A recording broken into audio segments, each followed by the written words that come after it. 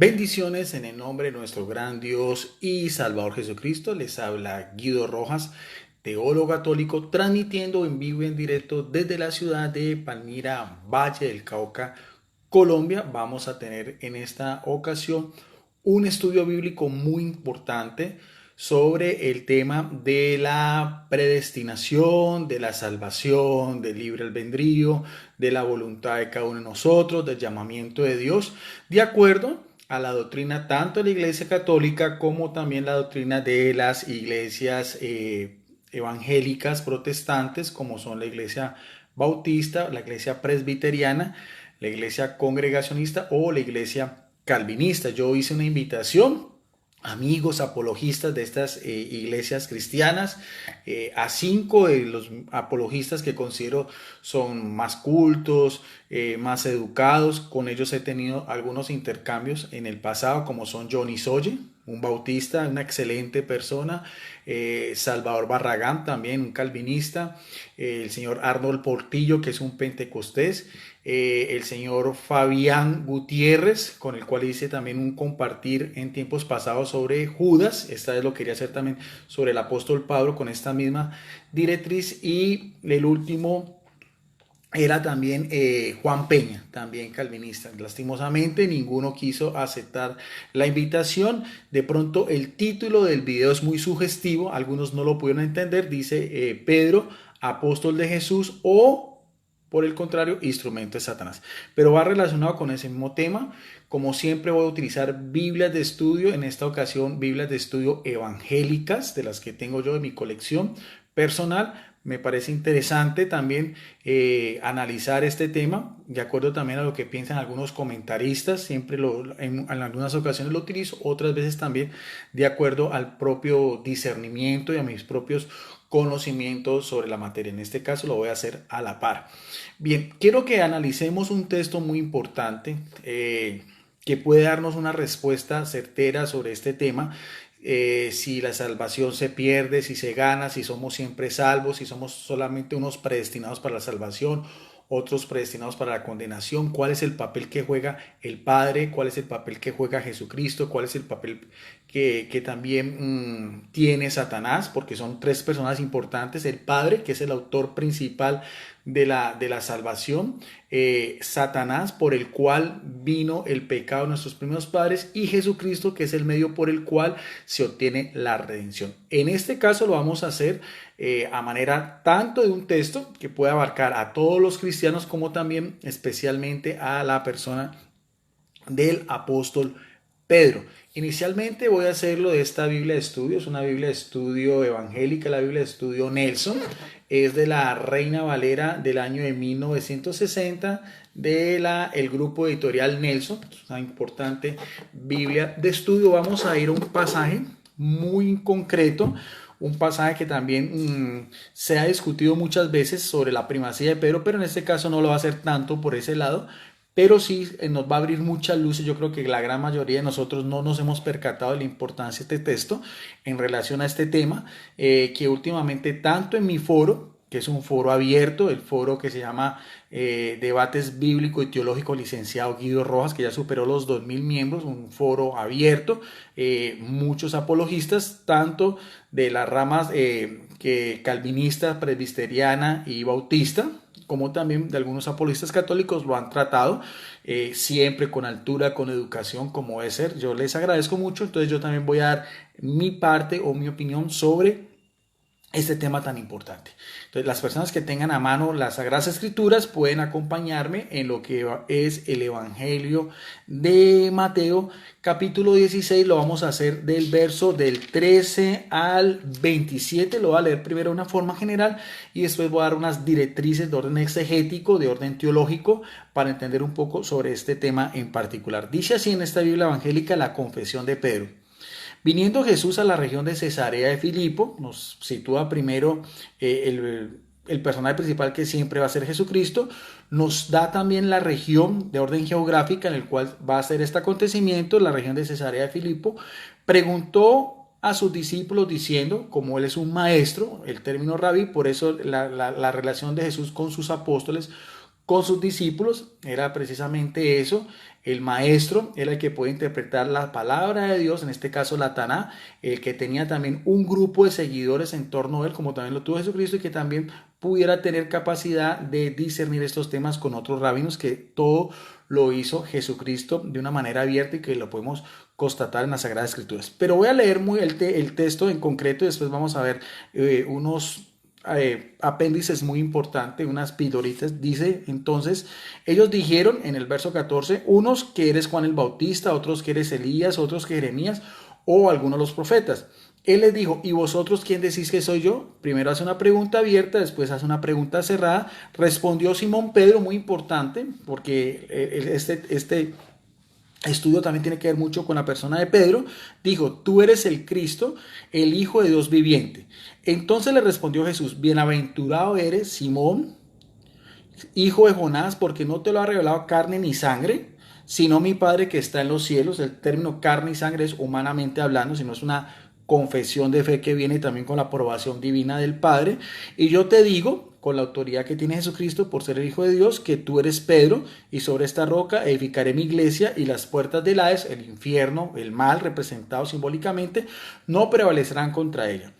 A ti te daré las llaves del reino de los cielos en señal de autoridad, y todo lo que ates en la tierra será atado en los cielos, y todo lo que desates en la tierra será desatado en los cielos, que era más o menos la misma forma que se tenía aquel entonces de los rabinos, esa misma perícopa en relación de las logias o las sentencias que dan los rabinos. Sus discípulos las acataban o las rechazaban según el parecer de los primeros, o sea, de los rabinos o los maestros, de acuerdo a lo que era la ley mosaica y todo lo que tenía que ver con el Antiguo Testamento, que dijimos que se da el nombre de la Taná. Entonces mandó a sus discípulos que a nadie dijeran que él era Jesús el Cristo. Sigue diciendo, Jesús anuncia su muerte, otro subtítulo en el verso 21. Desde entonces comenzó Jesús a declarar a sus discípulos, el texto viene ya con otra connotación muy importante, que le era necesario ir a Jerusalén, capital religiosa, política y social de la Israel de aquel entonces, donde estaba el templo, el epicentro de la vida religiosa de los judíos, y también estaban las grandes escuelas rabínicas, al igual que era el Sanedrín o el Consejo de Ancianos, y padecer mucho por quienes, por los ancianos, de los principales sacerdotes y de los escribas. Ya sabemos que en ese tiempo era al mando de Caifás y su suegro Anás. ¿Y para qué iba a ir Jesús a Jerusalén? Para ser muerto y resucitar al tercer día. O sea, es el primer anuncio que hace Jesucristo sobre su misión salvífica, mesiánica. Más o menos los exégetas han calculado que este texto se da ya a finales del segundo año del ministerio público de Jesucristo, que empezó a los 30 años. Entonces Pedro, tomándolo aparte, comenzó a reconvertirle diciendo, Señor, ten compasión de ti, de ninguna manera te puede acontecer esto. Pero él, volviéndose, dijo a Pedro, quítate delante de mí, Satanás, o sea, el enemigo, el adversario, el contradictor, el ángel del mal, el perverso, el Dios de este mundo, el príncipe de las tinieblas. Me eres que tropiezo, y ahí por eso el título de este video, porque no pone la mira en las cosas de Dios, sino en las cosas de los hombres. Parece un poco desconcertante este texto, pero vamos a explicarlo un poco más adelante. Entonces Jesús dijo a sus discípulos, otra vez ya el diálogo no es solamente con Pedro, como veíamos inicialmente, a partir de la confesión de Pedro, desde el verso 16 en adelante, sino que retoma otra vez en sí a todos sus demás discípulos, 12 en total, representando a las 12 tribus de Israel, incluyendo también en ese entonces a Judas. ¿Ve? Entonces Jesús dijo a sus discípulos, si alguno quiere venir en pos de mí, niéguese a sí mismo, tome su cruz y sígame. Porque todo el que quiera salvar su vida la perderá, y todo el que pierda su vida por causa de mí, o sea, por causa de Jesucristo, la hallará. Porque ¿qué aprovechará el hombre si ganara todo el mundo y perdiera su alma? ¿O qué recompensa dará el hombre por su alma? Porque el Hijo del Hombre vendrá, el título que más se utiliza en Jesucristo, refiriéndose a su propia mención mesiánica y que aparece en Daniel 7, 13, 14, porque el Hijo del Hombre, el título Hijo del Hombre, vendrá en la gloria, o sea, en la doxa. ¿La gloria de quién? Del Padre, del mismo que lo envió, con sus ángeles, sus seres espirituales, custodios, fieles a Dios, los mensajeros de Dios, los coros angelicales. Y entonces, ¿qué va a hacer Jesucristo? Lo que es la parusía, o sea, la segunda venida de Jesucristo, escatológicamente hablando, dice, pagará a cada uno conforme a qué, a sus obras. Y lo estoy haciendo de una Biblia evangélica Reina Valera de la edición de 1960. Bien, ese texto quería yo analizarlo en su totalidad, porque si uno hace un discernimiento pidiendo siempre, como debe ser, la iluminación del Espíritu Santo, aquí encontramos unas píldoras muy importantes que nos puede, por así decirlo, dar respuesta a todas esas de pronto controversias o debates o discrepancias que tenemos tanto los cristianos católicos como los cristianos de otras denominaciones, especialmente en este caso, como decíamos, con los calvinistas, con los presbiterianos o con los bautistas que creen en la predestinación, solamente en los méritos de Jesucristo, en la gracia que viene pues de lo mismo del Padre al enviar a su Hijo. Pero vemos bien que aquí hay toda una gran matiz, una gran connotación, y vemos que ese texto abarca todo lo que doctrinalmente hablando para la Iglesia Católica es importante. Nosotros creemos que la gracia es importante, creemos que justificarnos en la fe de Jesucristo es importante, pensamos también que los méritos de la pasión de Jesucristo cubren todo el plan de la salvación. Creemos que la Iglesia de Cristo católica, apostólica y romana es el medio por el cual es el cuerpo místico de Cristo, por el que se obtienen los medios de la salvación, en este caso los sacramentos. Pensamos también que las buenas obras hacen parte también de nuestro propio llamamiento y nuestro propio seguimiento, y también creemos que la voluntad y el libre albedrío es una parte fundamental para seguir y rechazar a Jesucristo. Y eso en sí en cuestión, porque muchas veces cuando uno tiene un debate o una discusión o un intercambio bíblico con algunos de esos apologistas, que como les dije yo hice una invitación a 5 apologistas, todos amigos, ninguno la quiso aceptar. Entonces a veces cuando tratamos esos temas siempre se van sobre todo a ciertas epístolas de Pablo, algunos pasajes en concreto, pero yo he querido tomar el Evangelio porque bíblicamente los evangelios como tal, la buena noticia, la buena nueva, son por así decirlo el epicentro de todo lo que es el Antiguo y el Nuevo Testamento. La autoridad del Nuevo Testamento, que es la plenitud de la salvación que viene de los judíos en el Antiguo Testamento, de la primera alianza, no hay unos libros más importantes que los evangelios. ¿Por qué? Porque los evangelios nos dicen en sí a cierto grosso, evidentemente en el sentido pleno de la palabra, las propias enseñanzas que vienen de Jesucristo, que tienen más autoridad que las que por así decirlo, la doctrina paulina, que es también muy importante, o decir el compendio jovánico, o decir las cartas petrinas o cualquier otra cosa. Porque entonces a veces cuando tocamos esos temas, siempre entonces los evangélicos y los apologistas de estas comunidades se van a algunos pasajes refiriéndose pues más que todo a la doctrina paulina. Por eso es que me quería tomar como referencia este texto del Evangelio de Mateo, capítulo 16, como veíamos del verso del 13 hasta el 27, porque aquí veo yo que está, por así decirlo, condensado todos estos parámetros que hemos visto anteriormente. Por ejemplo, en primer lugar, lo que siempre alegan los calvinistas y que es también la Iglesia Católica también lo tiene en cuenta, la gracia. Es decir, el salvarnos es por una gracia. El término gracia en griego es charis, o sea, es un favor o es un regalo que viene del Padre inmerecidamente a todos nosotros, los seres humanos en su totalidad, a través de todos los tiempos, por la misma condición adánica que recibimos de la desobediencia de nuestros primeros padres, cuya consecuencia es el pecado y la muerte, como lo podemos ver en Romanos capítulo 3, verso 23, o en Romanos 5, 12 y muchos otros pasajes. Entonces, lo primero que vemos es la gracia, y aquí en este mismo texto vemos que también el texto hace referencia a este término bíblico y teológico muy importante, la gracia. Lo podemos ver en el verso 23, donde dice Jesucristo respondiéndole a Pedro, pero él volviéndose dijo a Pedro, quítate delante de mí, Satanás, me eres tropiezo, porque no pones que la mira, o sea, la mira o la atención en qué, en las cosas de Dios, sino en las de los hombres. O sea, ¿qué era la misión de Jesucristo? Ya lo sabemos, las cosas del Padre, o sea, obedecer al Padre en todo el sentido pleno de la palabra.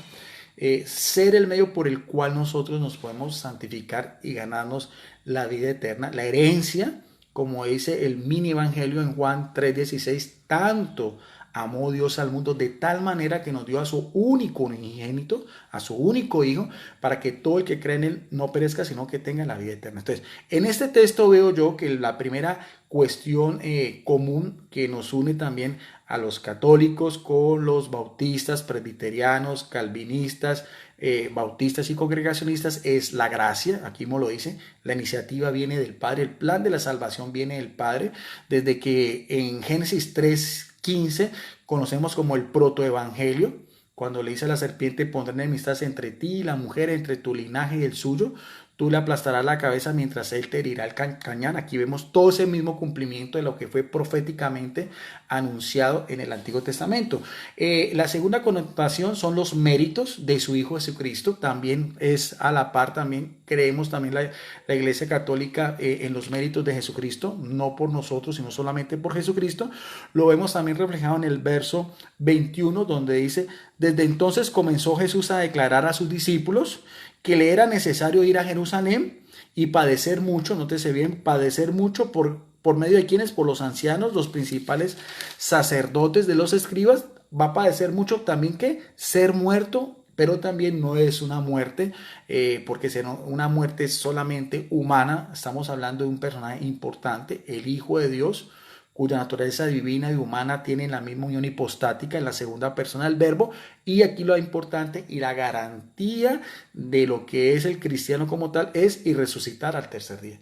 Porque si no, como dice el apóstol Pablo, vana sería nuestra esperanza. Entonces aquí vemos también los méritos de Jesucristo, el padecer, el morir en la cruz y también su triunfal resurrección. La tercera connotación es la fe. Nosotros también pensamos que la fe es una de las virtudes teologales más importantes. La primera, la fe, la certeza de lo que creemos, la certeza de lo que profesamos, la certeza de lo que esperamos también, no solamente terrenalmente hablando, sino de una manera sobrenatural. También vemos reflejado aquí la fe en Jesucristo. En los versículos 16 al 17, respondió Simón Pedro y le dijo: tú eres, refiriéndose a Jesucristo, ¿tú eres quién? El Cristo. Término Cristo en griego lo mismo que Mesías en hebreo, que quiere decir el ungido, el consagrado, el anunciado, el esperado. Le dice, le da dos anotaciones Pedro a Jesucristo, le dice el Cristo y también el Hijo del Dios viviente. Entonces le respondió Jesús: bienaventurado eres, tiene una bienaventuranza propia, Simón, hijo de Jonás, porque lo que él dijo en ese momento no te lo reveló carne ni sangre, humanamente hablando, sino mi Padre que está en los cielos. O sea, aquí vemos también en los versículos 16 y 17 la fe en Jesucristo también está a la par. Bautistas, presbiterianos, congregacionistas, bautistas con los católicos. Pero también nosotros pensamos que la voluntad y el libre albedrío son importantes. La voluntad es, por así decirlo, la facultad, la capacidad que tiene el ser humano por su raciocinio. Somos seres pensantes, somos seres que podemos actuar de acuerdo a nuestras propias emociones, de acuerdo a nuestro propio parecer, de acuerdo a nuestra propia libertad, tanto para seguir a Jesucristo como para rechazarlo. También la voluntad la hemos reflejado en los versos del 24 al 26. Entonces Jesús dijo a sus discípulos, en términos generales: si alguno quiere venir en pos de mí, mire bien lo que está haciendo Jesucristo, si alguien quiere seguir a Jesucristo, niéguese a sí mismo. O sea, negarse a sí mismo es todas las apetencias, todas nuestras concupiscencias, todas nuestras debilidades, todos nuestros apegos, todo lo mundano, todo lo carnal cae en nosotros, y tomar ¿qué? Su cruz y seguirlo. Aquí es muy interesante esto, porque el seguir a Jesucristo implica varias cosas exegéticamente hablando, de acuerdo al verso 24. Dice: venir en pos de mí, venir en pos de Jesucristo, seguir a Jesucristo, implica negarse a sí mismo, una característica; tomar su cruz, segunda característica, y seguirlo. Entiéndase por el término cruz, stauros en griego, en el sentido pleno de la palabra, de lo que para el judío aquel entonces podía saber que era el peor pena capital, que ejercían los romanos, a los principales sediciosos, criminales, asaltadores, bandidos, desertores de las filas romanas. O sea, era muy claro ese mensaje y es algo que también yo quiero sacar a relucir cuando se hace un estudio de exégesis bíblica. Esto, cuando uno estudia la Biblia, tiene que situarse en el contexto cultural, religioso, político, social de aquel entonces. En este momento no hay crucifixiones, pero para la época todo judío sabía que era una forma de morir muy violenta. Tan es así que sabemos que Jesucristo fue cambiado por un criminal llamado Barrabás y que al lado de él fueron también crucificados dos bandidos. Entonces era más que claro el sentido también que tenemos nosotros, no solamente los méritos de Jesucristo, sino que eso también implica una voluntad propia, un seguimiento y una participación activa en el mismo plan de la salvación, que incluye en muchos casos negarse a sí mismo, proclamar a Jesucristo y si es el caso, llegar hasta el martirio, término en griego que quiere decir testigo, que se le deduce a aquel que da la vida por Jesucristo. En este caso, la invitación que está haciendo Jesucristo de una manera clara, tajante y precisa era a todos sus discípulos, incluyendo desde Pedro, con que aparece en primer lugar en la lista de los apóstoles y terminando también por Judas, que posteriormente por su propia iniciativa quiso vender a su maestro, lo entregó por 30 monedas de plata. Entonces vemos bien también todo ese contexto exegético que les estoy hablando para tener una correcta interpretación de lo que estamos viendo.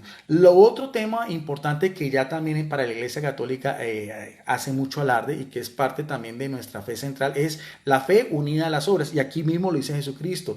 No hay forma de negarlo que la fe son importantes porque aparece en el versículo 27 palabras textuales de Jesucristo que tienen más autoridad que si nosotros nos vamos ahí, como decía yo, a las cartas paulinas o a cualquier otro escrito del Nuevo Testamento. Dice el verso 27, porque el Hijo del Hombre, nótese bien, sabemos ya el título Hijo del Hombre en señal o referencia a su misión divina mesiánica, aparece más de 30 veces en los evangelios ese término, siempre Jesucristo se refería a sí mismo como el Hijo del Hombre, vendrá en la gloria, o sea, en la doxa del Padre, porque el Padre es el que lo envía, el Padre es el que toma la iniciativa. ¿Con quién? Lo habíamos dicho, con sus ángeles, en la parusía, o sea, en la presencia de Jesucristo al final de los tiempos.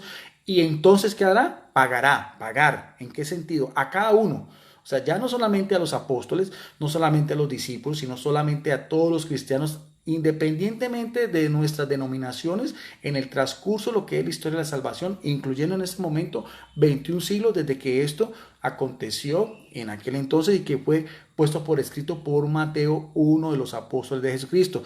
¿Para qué va a venir Jesucristo? Para pagar a cada uno conforme a qué? Conforme a sus obras. Entonces, sí son importantes las obras, obras en un sentido pleno de la palabra, obras en nuestro comportamiento personal, obras en nuestra relación directa con Jesucristo, con la congregación y también obras en el sentido de nuestro amor al prójimo, que también lo vemos también reflejado en muchos pasajes del Nuevo Testamento, como lo que exigió Jesucristo al joven rico para seguirlo, como en la misma parábola del buen samaritano y como también en el discurso escatológico que aparece también en Mateo capítulo 25, verso del 31 en adelante, sobre Jesucristo que va a venir como el pastor separa las ovejas de las cabras, los unos a la derecha y los otros a la izquierda. Los de la derecha, benditos del Padre, porque cuando tuve hambre me diste de comer, cuando tuve sed me diste de beber, cuando estaba enfermo me visitaste, cuando era forastero me acogiste, cuando estaba desnudo me vestiste y cuando estaba en la cárcel viniste a verme.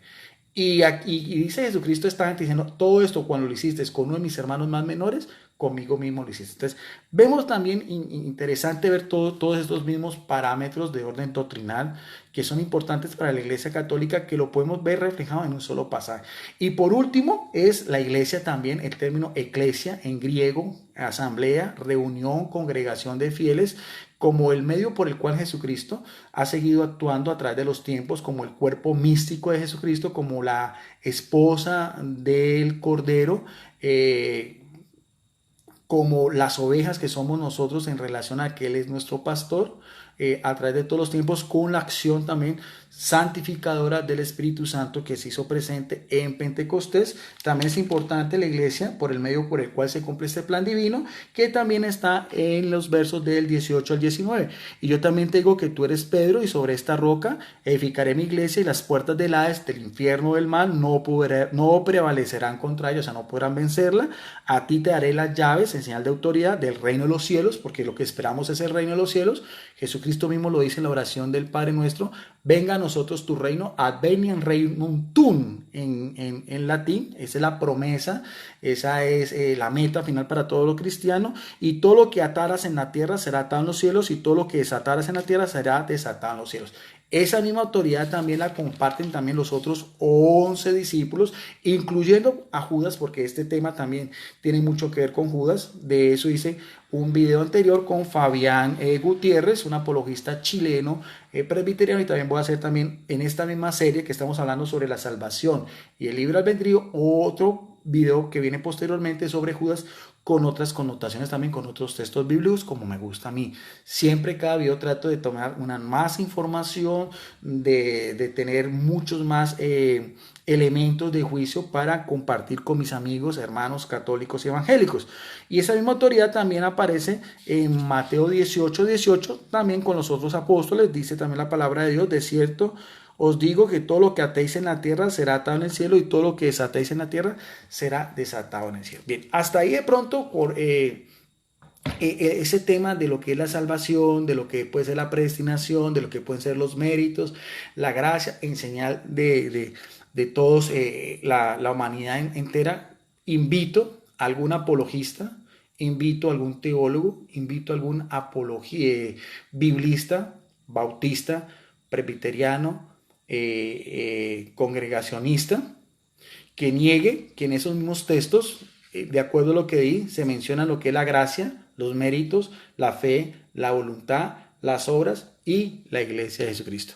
Pero como el tema central también estaba, porque quise también hacerlo a la par, tanto a nivel general, porque Johnny Soye también me pedía eso. Johnny Soye, bautista, apologista, me decía que no acepta esta invitación porque para él el tema de la predestinación y de que unos son salvos en un término general. Por eso quise tomar a relación ese texto, que también hace mucha referencia a Jesucristo en su diálogo con Pedro, pero también incluye a los otros apóstoles, a los otros discípulos, y también para todo seguidor de Cristo, como lo vimos también explicado exegética y hermenéuticamente de los mismos versículos que di en cuestión. Quiero también, porque esto también yo lo hago también como una especie de meditación. Mis videos son eso. Yo, más que un apologista, no tengo necesidad de defender yo la fe, sino yo soy un teólogo. El teólogo es el que expone, el que explica la fe. Esa es mi labor, eso fue lo que yo estudié. Por lo tanto, mis videos van más centrados en esa línea, no tanto atacar a mis hermanos. Yo no tengo por qué atacar ni a Johnny Soye, ni a Salvador Barragán, ni a Arnold Portillo, ni a Fabián Gutiérrez, ni a Juan Peña. Todo lo contrario, son excelentes personas, los considero mis hermanos por Jesucristo, y solamente es un compartir. Pero quería también analizar un poco más, porque en el video que el título también es en relación a Pedro, y si nosotros veíamos muy bien en la palabra de Dios que a continuación pudimos meditar en ese mismo texto, veíamos bien dos cosas importantes también que son de Pedro con lo que Jesucristo le dice. Primero, en relación al Padre, cuando le dice: bienaventurado eres, Simón, hijo de Jonás, porque lo que dijiste viene de parte de mi Padre.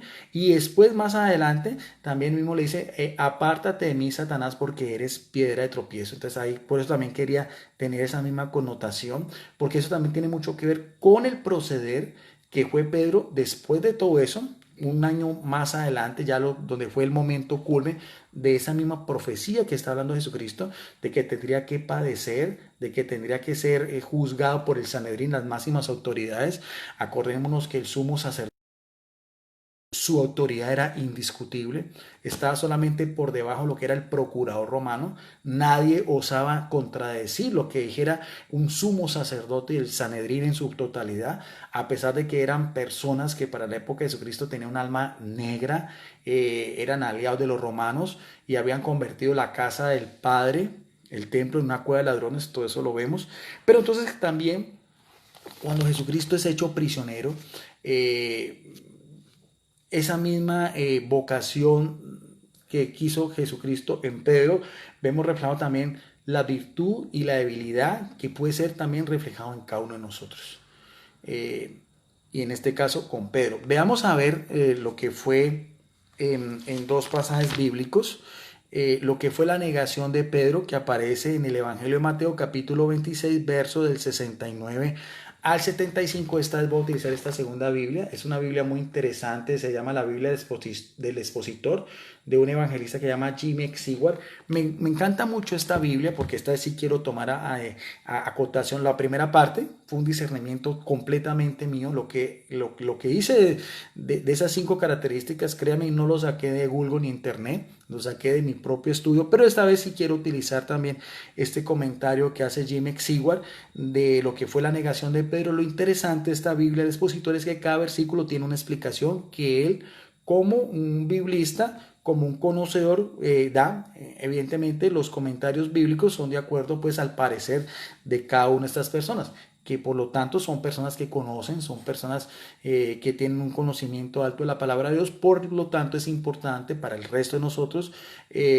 también educarnos un poco en este tema. Y para mí no tengo ningún reparo, que sea un teólogo católico, en utilizar este tipo de comentarios de Biblias evangélicas, porque me apoyo en ellos en el sentido que ellos respaldan la idea que yo quiero transmitir en mis videos, porque muchas veces también he recibido muchas críticas por el solo hecho de que a veces leo estos comentarios de biblistas, pero ustedes mismos vieron que una parte es una exposición personal y esta otra parte lo voy a reforzar de esa manera. Dice así la negación de Pedro. Y Pedro estaba sentado fuera en el atrio. Eso es cuando ya Jesucristo está en casa de Caifás, está siendo juzgado, y también Pedro va a mirar todo lo que está aconteciendo. Dice, la manera como el atrio fue construido, Pedro podía ver a Cristo y Cristo podía ver a Pedro, en Lucas 22:61. Y se le acercó una criada, probablemente se refiere a la muchacha que vigilaba la puerta, que daba entrada al atrio del tribunal, diciéndole, tú con Jesús de Galileo estabas. Lo dice con sarcasmo. Esto que estoy haciendo son los comentarios de Jimmy Exiguar al pie de la letra. Mas él negó delante de todos. Primera negación hecho delante de una cantidad de gente que está al lado de la muchacha. Aquí vemos también cómo en este caso Pedro no solamente es un obstáculo, como había hecho Jesucristo anteriormente, de Satanás, sino también se hace un hijo de Satanás. Decía Agustín de Hipona, doctor de la iglesia, que cada uno de nosotros, en cuanto más imitemos a Satanás en el pecado, nos hacemos hijos de él. Y en este caso Pedro estaba cometiendo aquí un primer pecado, que es negar a Jesucristo, apostasía y al mismo tiempo mentir, y diciéndole, no sé lo que dices. En el verso 71, y saliendo él a la puerta, aparentemente tratado de huir de aquella que acaba de señalarle, le vio otra y dijo a los que estaban allí, también este estaba con Jesús Nazareno, también con sarcasmo. Y negó otra vez con juramento. Aquí la negación de Pedro va un poco más allá, ya es con un juramento. ¿Cuál era el juramento? No lo sabemos. No conozco al hombre. Mire bien lo que dice Pedro, no conozco al hombre. Mire bien la cobardía, la debilidad, en este caso la traición de Pedro. No conozco al hombre. El afirmar que ni siquiera sabía su nombre. Y acordémonos que veíamos anteriormente en Mateo 16, del 16 en adelante, le decía, tú eres Pedro, cuando le dijo a Jesucristo, tú eres el Mesías, el Hijo del Dios viviente. Y mire bien, acá cómo la situación cambia de acuerdo a las mismas circunstancias de lo que es la historia de la salvación.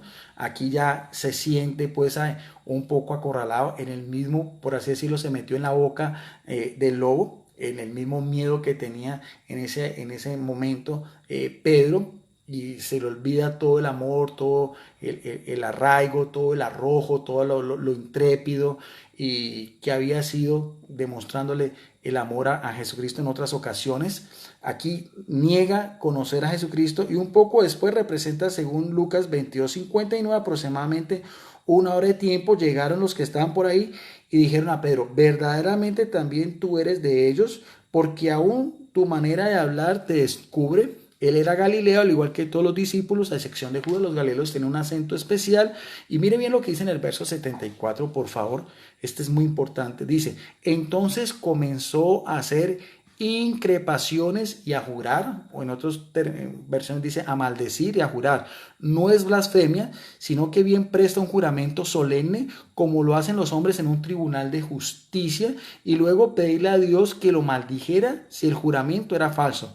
Esto era un pecado de magnitud y profundidad espantosa. O sea, vemos aquí, Pedro llega hasta lo que es la apostasía, y también está violando el primero y el tercer y el segundo mandamiento de la ley de Dios, porque también está colocando a Dios por testigo, cayéndole sobre él cualquier maldición o imprecaciones, negando una verdad de fe que era haber sido discípulo de Jesucristo durante 3 años. Pero en ese momento el miedo se apodera de él, su cobardía, el mismo escenario en que estaba en la casa del sumo sacerdote, diciendo no conozco al hombre. Quiere decir que él juró en el nombre de Dios que no conocía a Cristo. Y el gallo, aquí dice ave gallinacea, cantó. Y luego se acordó Pedro de las palabras de Jesús, cual le dijo, antes de que cante el gallo, me negarás 3 veces, como aparece en el versículo 34, el mismo Mateo 26.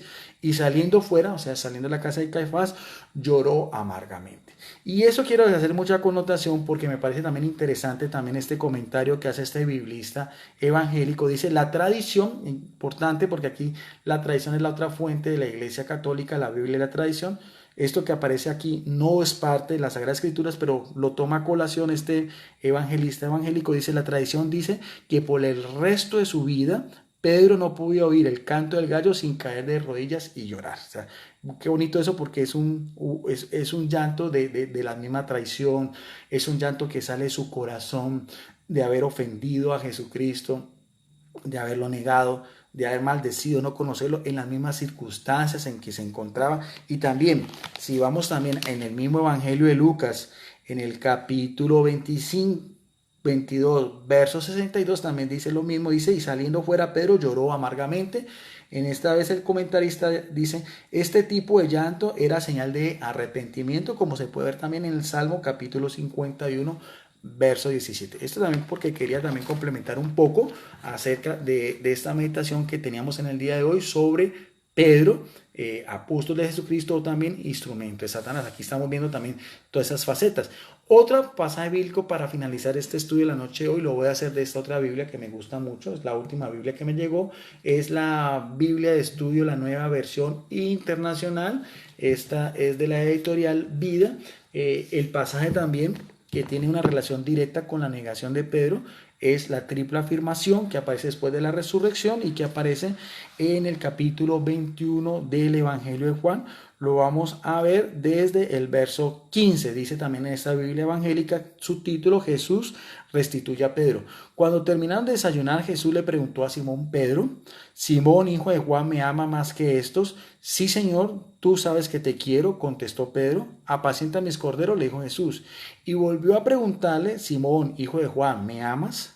Sí, Señor, tú sabes que te quiero, cuida de mis ovejas. Por tercera vez Jesús le preguntó, Simón, hijo de Juan, ¿me quieres? A Pedro le dolió, mire bien cómo aparece en esta versión de la nueva versión internacional. A Pedro le dolió que por tercera vez Jesús le hubiera preguntado, ¿me quieres? Así que le dijo, Señor, tú lo sabes todo. Tú sabes que te quiero. En la explicación a pie de página me parece muy importante complementar este versículo que estamos en estos versículos porque dice, me amas y te quiero. Dice, el primer verbo griego es agapao, que fue el que utilizó Jesucristo, y el segundo que utilizaba Pedro es fileo.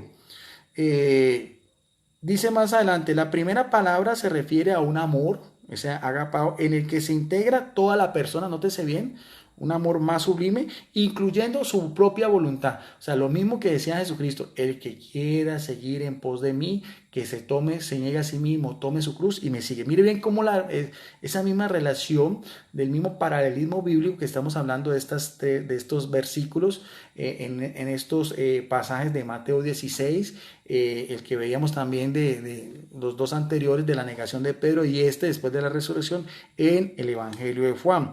Dice, la primera palabra se refiere al amor en que se integra toda la persona, incluyendo su propia voluntad. La segunda se refiere al afecto espontáneo y natural en el cual las emociones desempeñan un papel más destacado que la voluntad. Lo importante es que esta conversación que trata el tema tan serio en la restauración de Pedro, la pregunta fundamental de Jesús era que si lo amaba. Ya vemos también. Ahora, si vemos también en el mismo relato, lo que sigue a continuación, desde el verso 18, dice, de veras te aseguro que cuando eras más joven, aquí viene una profecía en relación a lo que Jesucristo le había dicho anteriormente, hace un año atrás, como veíamos, que decía, el que no toma su cruz y me sigue no es digno de mí, y también en señal de que la retribución final que va a tener Jesucristo con sus ángeles en la gloria del Padre, como recompensa final en el cielo de acuerdo a las obras. Esto implica también una voluntad, un seguimiento, implica también, incluso como está presagiando aquí mismo Jesucristo, esa propia negación de Pedro con esa triple afirmación también incluye también una participación activa de acuerdo al mismo amor que está expresando, que tiene que ir hasta la muerte, en una muerte también muy parecida a la de su maestro. Aquí está presagiado, dice, de veras te aseguro que cuando eras más joven te vestías tú mismo e ibas a donde querías, pero cuando seas viejo extenderás las manos y otros te vestirá y te llevará a donde no quieres ir. Esto dijo Jesús para dar a entender la clase de muerte con la que Pedro, mire bien la relación directa con lo que vemos en el versículo primero de Juan 16:27. Esto dijo Jesús para entender la clase de muerte con que Pedro que glorificaría a Dios. Después de esto añadió, sígueme. A pie de página, estos mismos biblistas, aunque son evangélicos, vuelven otra vez a tomar constancia, vuelven otra vez a apoyarse en lo que para la Iglesia Católica es la tradición cristiana, es que el martirio de Pedro, aquí, aunque está Juan lo escribió ya a finales del siglo I, por obvias razones que solamente el autor sagrado sabe, no, evidentemente ya de la historia, el cristianismo primitivo, los testimonios de los discípulos inmediatos de los apóstoles y en este caso también de la tradición, constatan cómo fue la muerte de Pedro, haciendo referencia aquí en dos versículos. En el verso 18 dice, extenderá los internacional. Extenderá las manos, la iglesia antigua interpreta, ¿cuál iglesia antigua? La iglesia católica, la iglesia apostólica, la iglesia romana que se llamaba como tal desde Ignacio de Antioquía, principios del siglo I, hacia el año 106-107, en una de sus cartas, camino a lo que fue su martirio en Roma. Aquí mismo lo dice, nótese bien otra vez, estoy de una forma textual, el que tenga esta Biblia puede constatar, nunca digo mentiras en estas cosas porque es muy grave, para mí esto tiene una trascendencia muy importante, está en la página 1715 de esta versión evangélica, dice, extenderá las manos, la iglesia antigua interpreta estas palabras como una profecía de que Pedro sería crucificado. Y la explicación que da el versículo 19, la clase de muerte de Pedro sería mártir, ya sabemos, testigo, el que da su vida por Jesucristo. Y otra vez dice, la tradición, lo mismo que decía Jim Seward, la tradición indica que fue crucificado boca abajo. ¿En dónde? En la colina vaticana, cerca del Coliseo Máximo, donde actualmente está la Basílica de San Pedro, que es la sede de la Iglesia Católica y donde reside el Papa Francisco. Bien, aunque eso era otro tema, pero en sí lo que quería compartir en la noche de hoy era con estos textos darle respuesta de una manera pues muy clara. Creo que los pasajes fueron concretos en relación de que como, aunque tenemos una predestinación para la salvación, porque ese es el propósito que quiere Dios, que todos los hombres se salven y lleguen al conocimiento de la plena verdad, como lo dice 1 Timoteo capítulo 2, versículo del 1 en adelante, esa misma salvación incluye también no solamente los méritos de Jesucristo, no solamente la gracia que viene del Padre, no solamente la fe que tenemos que estar en Él, sino también incluye una voluntad propia, un libre albedrío para seguirlo, también nuestras propias obras y también el ser parte de la iglesia de Cristo que nos une a todos los que somos cristianos por el bautismo, como el cuerpo místico y la acción santificadora que cada uno podemos realizar en nuestras iglesias. Acordemos que la Iglesia Católica también considera como cristianas a las iglesias que nacen de la Reforma Protestante, aunque evidentemente tenemos ciertas discrepancias de orden doctrinal y teológico, que es la interpretación que se dan a estas cosas. Bien, mis amables amigos, creo que fue un video edificante, como siempre es un video público, lo voy a compartir en mi foro de debates licenciado Guido Rojas, como en mi canal en YouTube. Este es uno de otros videos que van a venir sobre este mismo tema, de lo que es el libre albedrío y la salvación. Viene otro video que quiero hacer sobre Judas, otro sobre el ladrón en la cruz y otro sobre lo que es la tentación y el diálogo. Queda también abierta la invitación, si alguno de los apologistas, amigos a los cuales los etiqueté, piensa que lo que estoy diciendo yo no concuerda con lo que debe ser la correcta interpretación de la Biblia, espero también sus comentarios, espero también si en un video pues me indiquen también como lo he hecho yo, con Biblia, con textos concretos, en qué estaba mi error. Esa invitación es para el apologista bautista Johnny Soye, para el apologista calvinista Salvador Barragán, para el apologista presbiteriano Fabián Gutiérrez, para el apologista pentecostés Arnold Portillo y también para el apologista calvinista Juan Peña. Gracias a todas las personas que en este momento están conectadas. Bendiciones para todos. Espero que el Espíritu Santo nos ilumine y nos ayude a acercarnos más a la palabra de Dios, que es ese tesoro, esa riqueza espiritual del Espíritu Santo que tiene característico en estos libros que son importantes para acercarnos más a Dios y por lo tanto ser un medio de santificarnos y de dar testimonio de la promesa de Jesucristo cuando nos dijo: yo soy el camino, yo soy la verdad y yo soy la vida. Bendiciones para todos y muchas gracias por su amable atención.